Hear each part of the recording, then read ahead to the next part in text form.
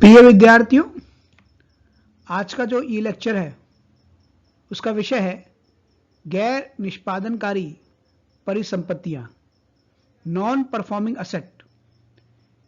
MCom final की EFM विद्यार्थियों के लिए है। ये पेपर है इंडियन बैंकिंग सिस्टम संख्या 203। मैं डॉक्टर मनुष्यद पाठक, ईएफएम विभाग, एसआरएलएस गवर्नमेंट कॉलेज कालाडेरा, जयपुर। आप सभी विद्यार्थियों का हार्दिक स्वागत और अभिनंदन करता हूं। आज बहुत चर्चाकारी विषय है जिस पर ई लेक्चर है और वह गैर निष्पादनकारी परिसंपत्तियां, नॉन परफॉर्मिंग असेट। इन संपत्तियों में निरंतर वृद्धि हो रही है जिससे कि देश की जो आर्थिक स्थिति है उस पर बुरा प्रभाव पड़ रहा है। लेकिन नॉन परफॉर्मिंग असेट आखिर है क्या? अगर बैंक अपने ग्राहक को ऋणों की सुविधा प्रदान करता है और ग्राहक समय से ऋण चुका नहीं पाता है या उस पर ब्याज नहीं दे पाता है, तो ऐसी जो संपत्ति है वो गैर निष्पादनकारी परिसंपत्ति कहलाती है। यदि कोई व्यक्ति जिससे बैंक से ऋण लिया है और ना ब्याज दे रहा है और ना ही मूलधन दे पा रहा है, तो ऐसी स्थिति में बैंक उस लोन को नॉन परफॉर्मिंग एसेट या बैड लोन करार देता है। दूसरे शब्दों में, यदि किसी म्यादी ऋण पर 1 वर्ष में 1 तिमाही या 90 दिनों से अधिक होने के बावजूद भी इस राशि पर बैंक को न तो ब्याज न ही मूलधन की किस्त अदा की गई हो, तो इस प्रकार का ऋण एनपीए कहलाता है। भारत में दिसंबर 2016 में अगर आंकड़ों की बात की जाए तो सार्वजनिक और निजी बैंक में कुल जो जमा है यानी कुल जो ऋण है उसका एनपीए जो है वो 9.5% हो गया, जो कि 14 लाख करोड़ रुपए तक होने की संभावना है। तो एक बहुत बड़ा अमाउंट जो है नॉन परफॉर्मिंग असेट चल रहा है। और इस समय जो कोविड-19 है उसमें एनपीए में निरंतर रूप से वृद्धि हो रही है। आखिर एनपीए का वर्गीकरण किस प्रकार से किया जा सकता है, इसको समझने के लिए मुख्य रूप से इसको 4 भागों में बांटकर समझा जा सकता है। पहला, स्टैंडर्ड असेट। यदि लोन समय से पे होता है तो उसे स्टैंडर्ड असेट कहते हैं। सब स्टैंडर्ड असेट कौन सा होता है? यदि कोई व्यक्ति जिसने लोन लिया है और वह 90 दिनों तक भुगतान नहीं करता है तो इसे स्पेशल मेन अकाउंट कहा जाता है। और यदि यह अकाउंट 12 माह या इससे अधिक अवधि तक जो का त्यों रहता है तो इसे सब स्टैंडर्ड असेट कहते हैं।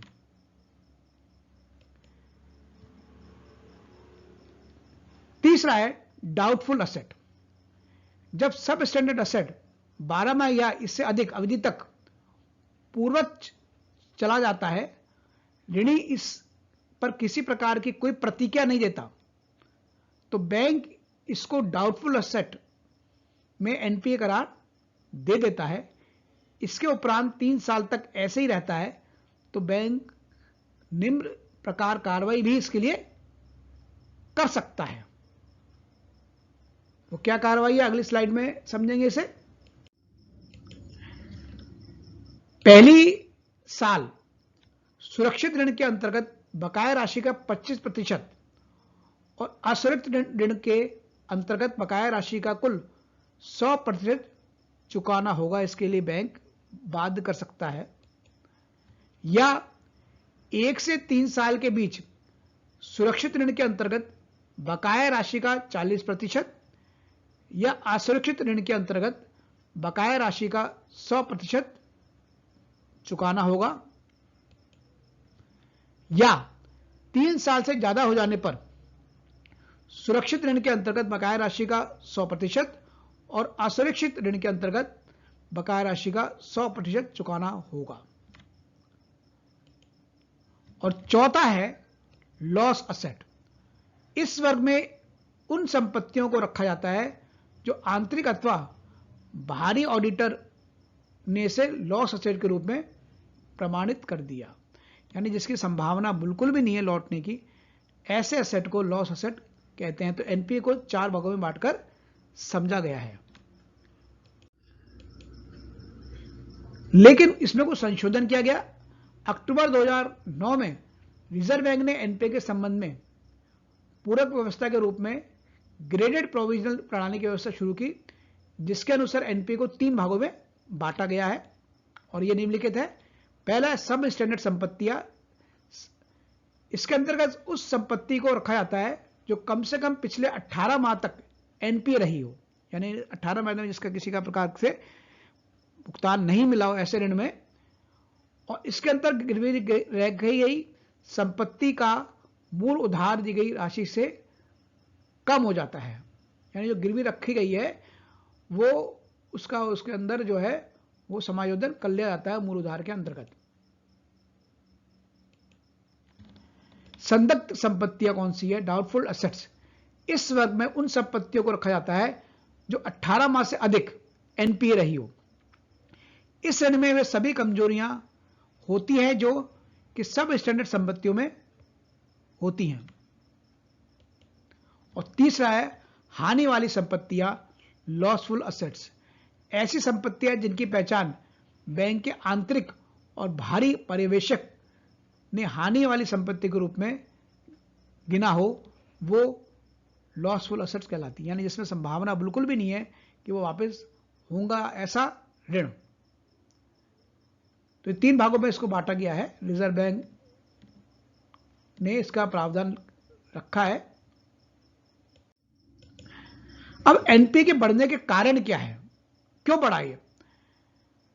सबसे पहले देखा गया है कि ऋण प्रदान किया जाता है और प्रोजेक्ट पूरा होने में विलंब के कारण ब्याज तथा मूलधन की किस्तों में भुगतान होने में देरी होती है। बहुत सारे प्रोजेक्ट ऐसे चलते हैं जो कि पूरा नहीं हो पा रहे, तो जिनसे आय नहीं हो पा रही, तो इसके कारण उन पर जो उधार ली गई राशि है न तो मूलधन मिलता है और न ही ब्याज मिलता है, तो वो धीरे धीरे एनपीए के रूप में कन्वर्ट हो जाती है। दूसरा है ब्याज दरों में वृद्धि होने के कारण किस्त भुगतान में परेशानी। कभी कभी ऐसा भी होता है कि बहुत अधिक मात्रा में ब्याज दर होती है, तो उससे किस्त दर में भी किस्तें भी उसमें समय से नहीं मिल पाती है। कभी कभी ऐसा भी देखा गया है कि सार्वजनिक बैंकों द्वारा एनपीए गणना के संबंध में विदेशों में पहले से चली आ रही विधि के स्थान पर सिस्टम आधारित पद्धति अपनाने के कारण एनपीए में वृद्धि हुई है। तो यह भी बहुत बड़ा कारण है। अगला कारण है बाजार में मौजूदा अनिश्चितता के कारण जिन लोगों ने ऋण लिया है उनके द्वारा ऋण ना चुका पाने में भी एक मुख्य वजह है। बाजार में अनिश्चितता बनी रहती है, अनसर्टेनिटी, कभी तेजी कभी मंदी, तो उस कारण वो ऋण तो ले लेते हैं उधार, लेकिन उसको समय से चुका नहीं पाते हैं क्योंकि होता है कि उनके व्यापार के अंदर हानि हो गई हो, तो बहुत सारी संभावना या ये संभावना है कि मंदी होगी या उसके डर से वो ऋण नहीं चुकाते हैं, इसलिए एनपीए बढ़ता है। जानबूझकर भी ना चुकाने, विलफुल डिफॉल्टर वाले व्यक्तियों की संख्या में बढ़ोतरी हुई है और खासतौर से अभी देखा गया नीरव मोदी और किंगफिशर के जो मालिक है वो विलफुल डिफॉल्टर कहलाते हैं और जिसकी निरंतर वृद्धि होती जा रही है। खासतौर से ऐसे उस उद्योग इंडस्ट्री जो स्टील पर आधारित है, ऐसे उद्योग जो है ऋण ले लिया है, लेकिन उनका प्रोडक्शन जो है या उनका जो सर्कुलेशन है डिमांड में कमी होने के कारण जो है वो एनपीए बढ़ रहा है। जिस उद्देश्य के ऋण लिया गया उस काम के लिए उस धन का उपयोग नहीं किया जाता है कभी कभी, तो भी जो है एनपीए हो जाता है। इसके अलावा बढ़ते हुए एनपीए के आकार को देश की बैंकिंग इंडस्ट्री के लिए बड़ा खतरा माना गया है। क्या प्रभाव पड़ा है एनपीए का? क्योंकि यदि किसी बैंक का एनपीए बढ़ जाता है तो उससे उसका लाभ घट जाता है, उसका लाभांश कम हो जाता है। इसका क्या प्रभाव पड़ता है? अर्थव्यवस्था में अन्य जरूरी क्षेत्रों पर पैसों की कमी आती है इससे, और देश में जो विकास में एक प्रकार से बाधा उत्पन्न होती है, इससे बेरोजगारी में वृद्धि होती है। इसलिए सरकार ने एनपीए को रोकने के लिए कई उपाय अपनाए हैं और आने वाले समय में यह उम्मीद की जाती है कि लोग जानबूझकर ऋण नहीं चुकाते हैं, उनके खिलाफ सख्त कानून बनना चाहिए और सख्त कार्रवाई सख्त कार्रवाई उनके खिलाफ होनी आवश्यक है। बैंकों के अलग अलग एनपीए के हिसाब से सबसे अधिक एनपीए स्टेट बैंक का है, जिसमें 1,08,172 करोड़ का है, जबकि दूसरे नंबर पर बैंक ऑफ बड़ौदा है जिसका 38,934 करोड़ है, और तीसरे नंबर पर बैंक ऑफ इंडिया है जिसका 36,519 करोड़ है। जो सबसे ज्यादा एनपी है वो मध्यम ऋण है, मध्यम श्रेणी के ऋण है।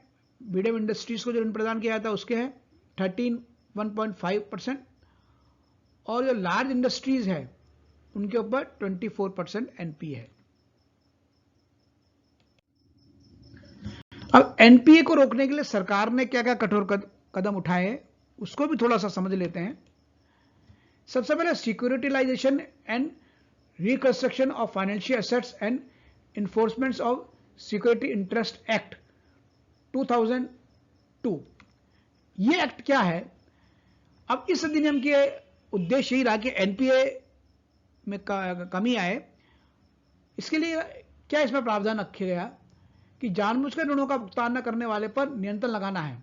इस अधिनियम का उद्देश्य है, यह अधिनियम बैंकों को यह अधिकार प्रदान करता है कि भुगतान प्राप्त न होने की स्थिति में गिरवी रखी गई प्रतिभूतियों को बैंक जब्त कर ले या उस संपत्ति को असेट रिकंस्ट्रक्शन कंपनी को बेच दे या इकाई का प्रबंधन अपने हाथों में ले ले। तो ये एक प्रकार से ऐसा एक्ट बनाया गया जिसमें कि बैंकों को अधिकार सौंपा गया अपने एनपीए में कमी करने के लिए। इसके अलावा असेट रिकंस्ट्रक्शन कंपनी, इसका क्या काम होता है? ये ऐसी कंपनियां होती है जो एनपीए को बैंकों से खरीद एनपीए की कुल राशि से कम दाम पर लेती है और फिर इस एनपीए को उस व्यक्ति से वसूल करने की जो है डील करती है जिसके नाम पर यह उधार लिया गया है। तो यह एक प्रकार से ऐसा प्रावधान रखा गया है जिसमें कि एक कंपनी जिम्मेदारी लेती है, पहले एनपीए खरीदती है और फिर उस व्यक्ति से वसूल करती है। इसके अलावा डेट रिकवरी ट्रिब्यूनल भी बनाया गया था 1993 में, लेकिन वो पूरी तरीके से अपने उद्देश्यों में सफल नहीं हो पाया था। तो इस प्रकार से ये जो ई लेक्चर हमने देखा जिसमें अपन ने समझा कि एनपीए का अर्थ क्या है और एनपीए क्यों होता है और एनपीए का वर्गीकरण क्या है, कितने प्रकार का एनपीए है और सरकार द्वारा एनपीए में कमी करने के लिए कौन कौन से कदम उठाए गए, तो इसकी जानकारी ली। एमकॉम फाइनल के विद्यार्थियों के लिए इंडियन बैंकिंग सिस्टम से है, तो आपको ये ई लेक्चर जो है ये जरूर लाभकारी रहेगा। देखने और सुनने के लिए धन्यवाद। चैनल को सब्सक्राइब जरूर करिएगा।